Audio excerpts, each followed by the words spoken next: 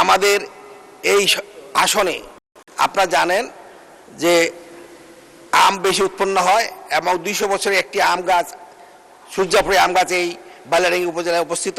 মাননীয় সদস্য জনাব মোহাম্মদ আব্দুল সালাম, ঠাকুরগাঁ 2, দয়া করে আপনি উত্থাপন করুন। বিসমিল্লাহির রহমানির রহিম। ধন্যবাদ মাননীয় স্পিকার।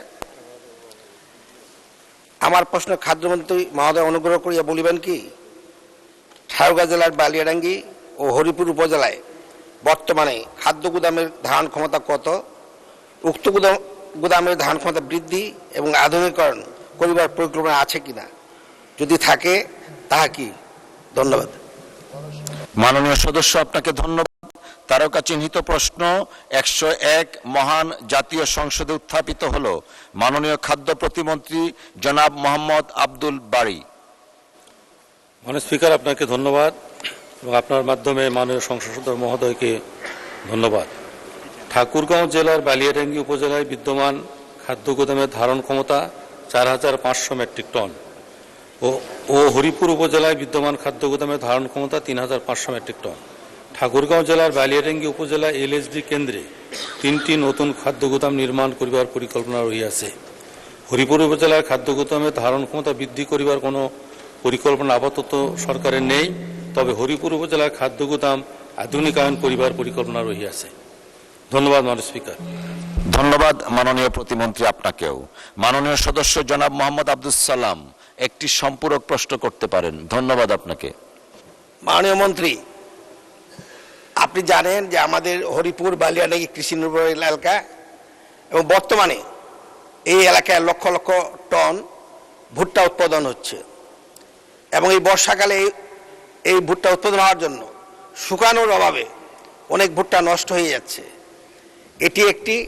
আর একটি হলো, এই সময় আমাদের এই আসনে আপনারা জানেন যে আম বেশি উৎপন্ন হয় এবং 200 বছরের একটি আম গাছ সূর্যাপুরে আম গাছ এই বালিয়াডাঙ্গি উপজেলায় অবস্থিত। এই আমকে রক্ষণাবেক্ষণ করার জন্য কোনো হিমাগার তৈরি করা হবে কিনা, পাশাপাশি এই যে লক্ষ লক্ষ টন ভুট্টা মানে শুকানোর অভাবে ক্ষতি হচ্ছে, সেটা শুকানোর ব্যবস্থা করা যাবে কিনা এবং সেটা মানে গুদামে রাখা যাবে কিনা, তার জন্য ব্যবস্থা করলে আমি খুশি হব। ধন্যবাদ মাননীয় মন্ত্রী।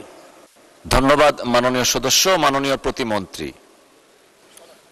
মাননীয় স্পিকার, আপনাকে ধন্যবাদ। মাননীয় সদস্য মহোদয়কেও ধন্যবাদ। খাদ্য মন্ত্রণালয় মূলত ধান, চাল এবং গম সংগ্রহ করে থাকে এবং সংরক্ষণ করে থাকে।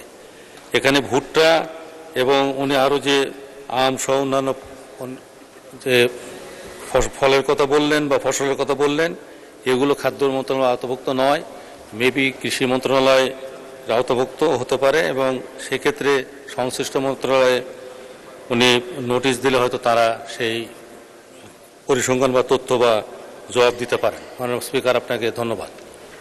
ধন্যবাদ মাননীয় প্রতিমন্ত্রী।